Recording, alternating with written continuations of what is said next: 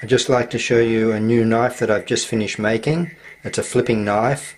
The blade's VG10 and the blade rides on 20 ball bearings on either side of the blade. The handle's all titanium, heat coloured.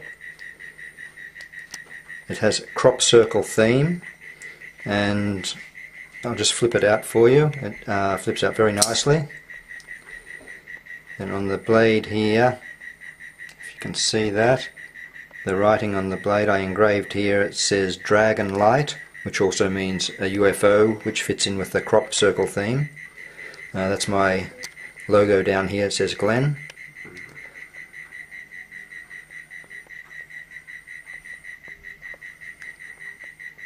Then on the back bar it also says down here Dragon Light, and has lightning running down there. Then on the pocket clip,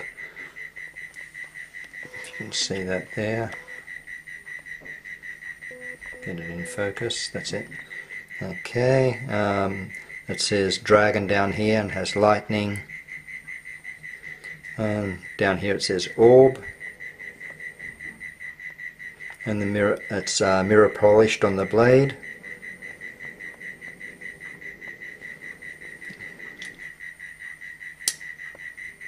Let's flip it out once more for you.